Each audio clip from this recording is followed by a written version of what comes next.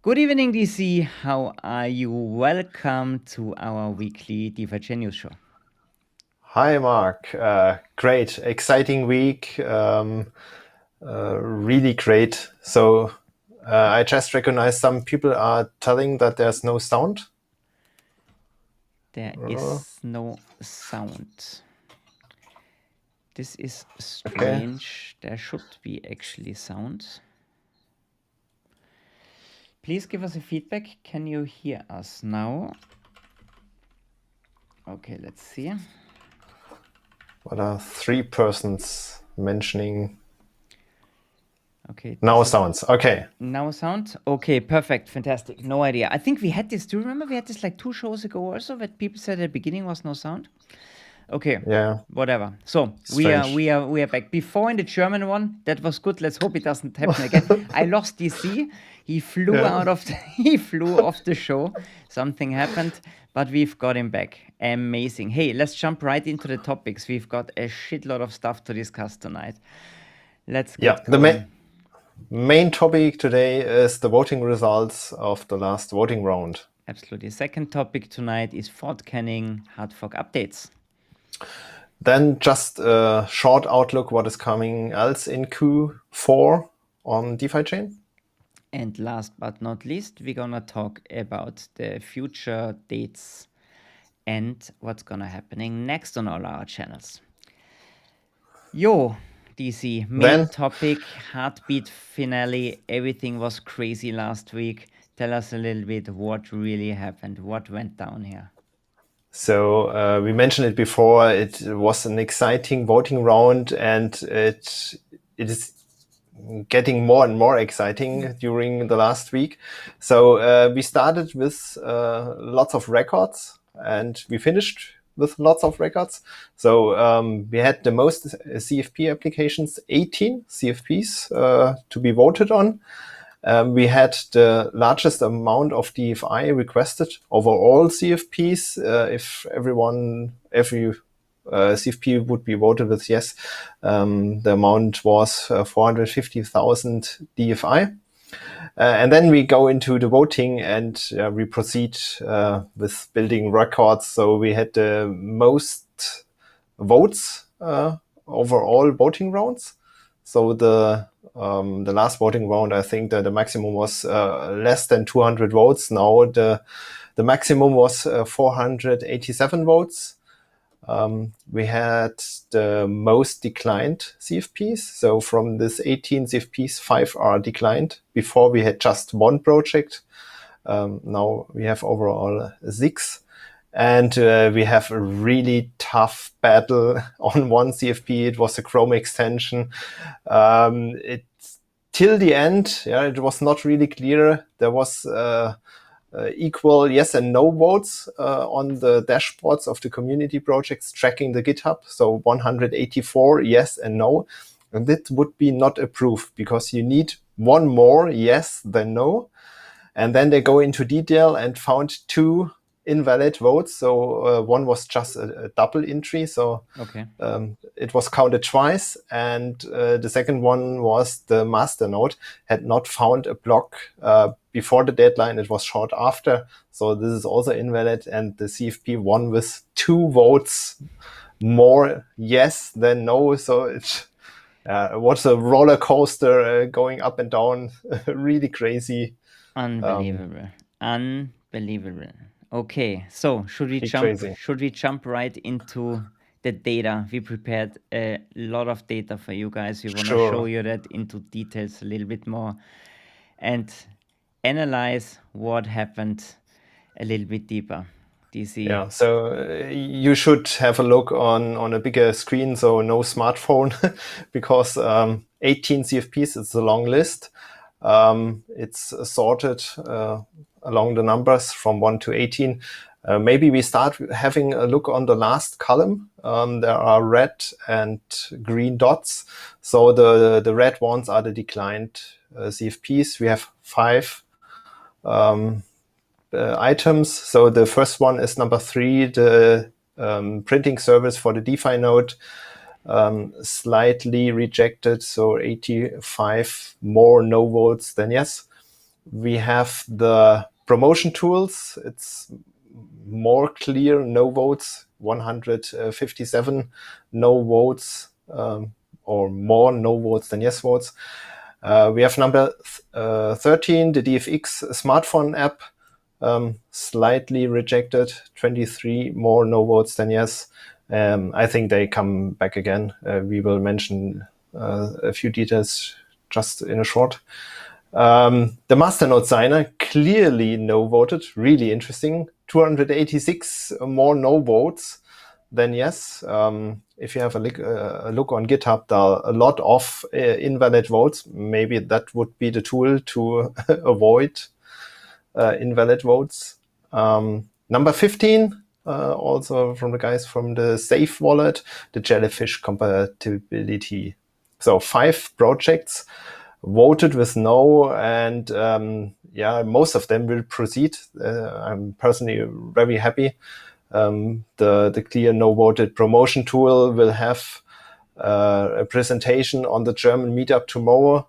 Also, he lost this CFP because he wants to proceed with the project. You mentioned also the printing service will make another CFP. Gabriel is going to continue with the service. More details will follow. He's not giving up. He believes in the project and he's going to continue. He reached out to me. We're going to talk about this one of the next news shows for sure, more in detail. And the other ones, are very welcome to a new project, proposal, right? Yeah, DeFiChain smartphone app will proceed with working on it. They need it for the service. And also, I think the masternode signer will work on to give it to the community for the next voting round. Yeah, we're gonna need it for one more voting round because the next one is still in the old format, right? So it could be a very helpful tool indeed. Yeah. So that's one side from the spectrum. We have the opposite. It's the last project here, number 18, the DeFiChain network map.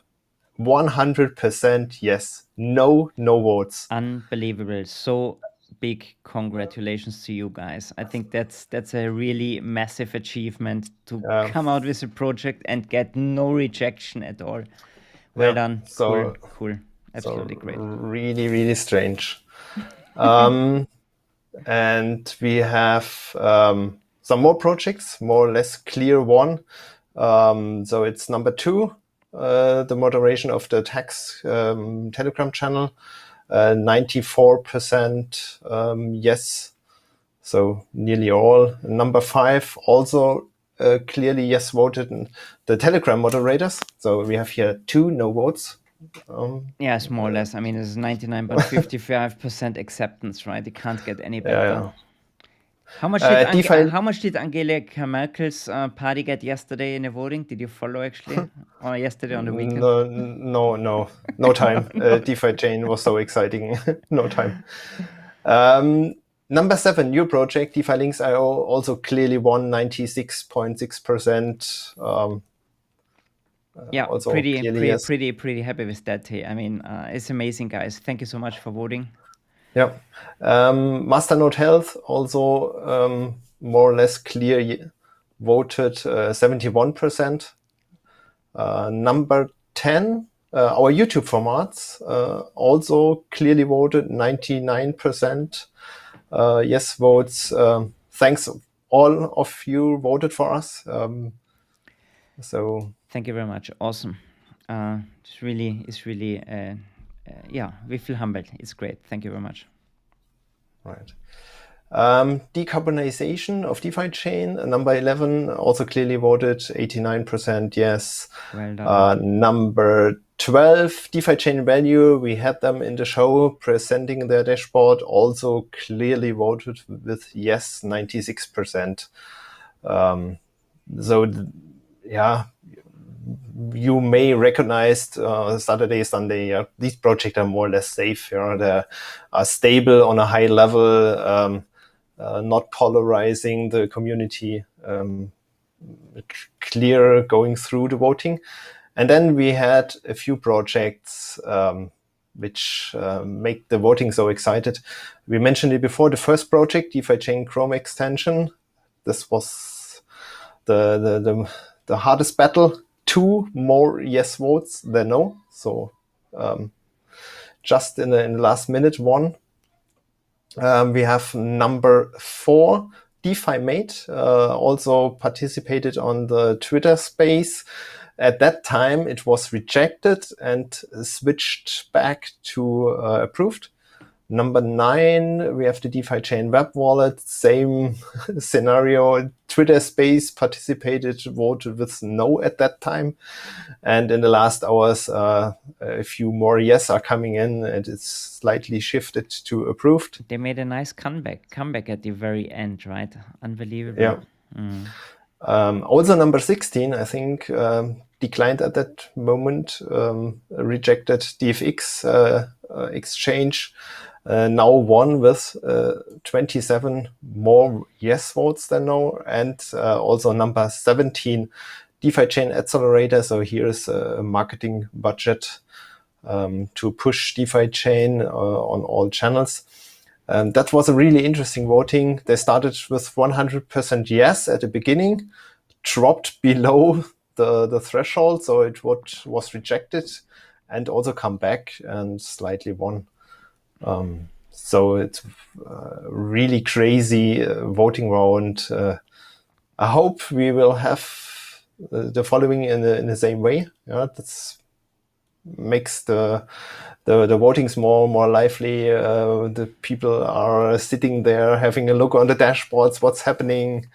Let's mention the dashboards, because I think this was really awesome this time. So we had some Daniel Kleiber, one of the devs, developed the API, and a couple of guys picked up this API and provided dashboards that you could follow along in real time.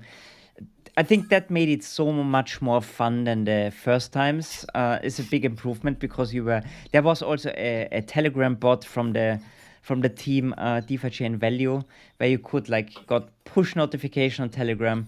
So it was really a live voting, and it was super. It was super. Amazing.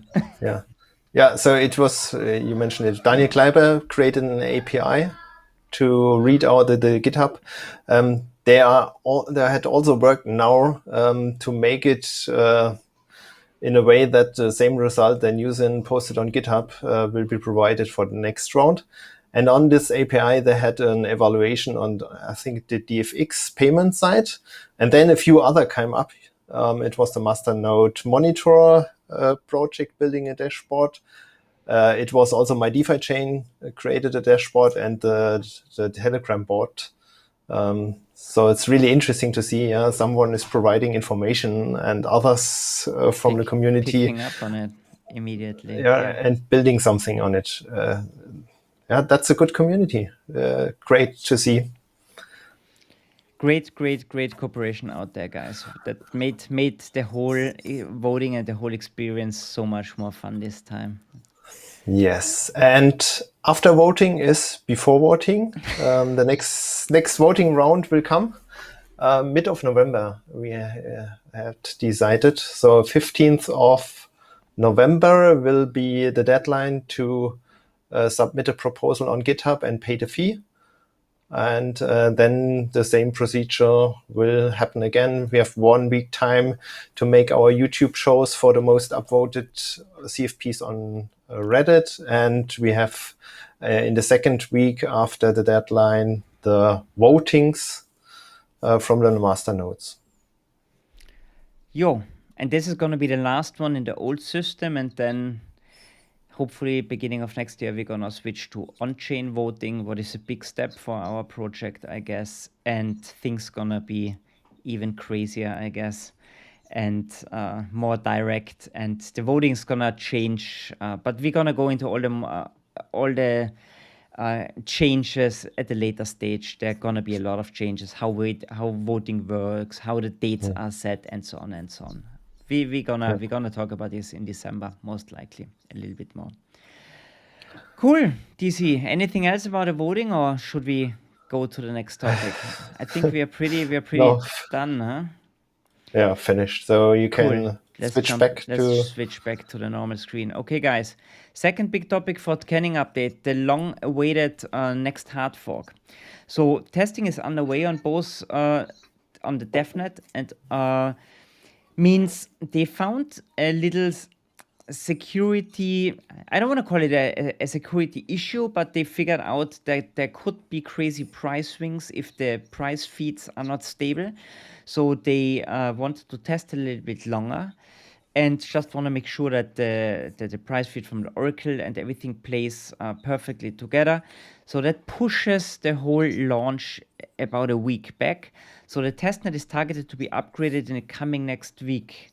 It means, but the testing on the public testnet will be 1 week longer. So that means everything is like just pushed slightly back about 1 week, right? Node release is planned for mid of October. So that's in about 2 weeks.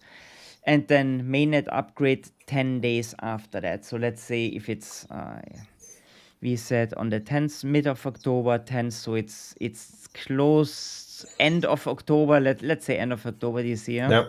Okay. Yeah, end of October. End of October.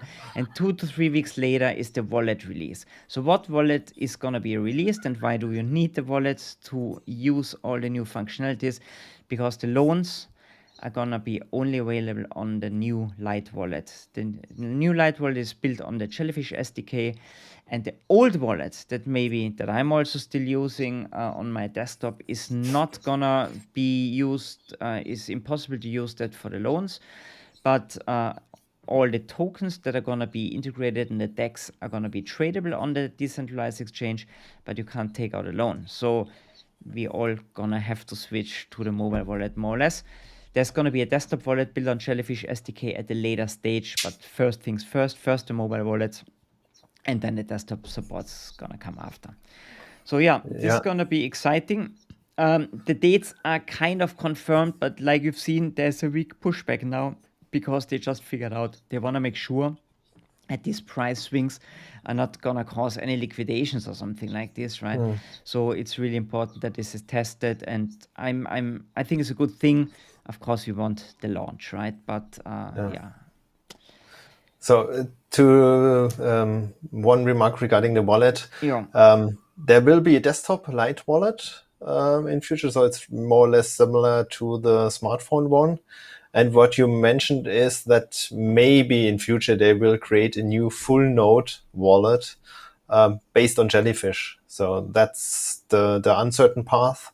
The old one is not maintained to provide the loan functionality, but there will be a desktop light wallet version with the same functionality than the smartphone. So if you don't have a smartphone, there should be a way to participate on loan and stocks. I hope everybody's got a smartphone out there. Should be.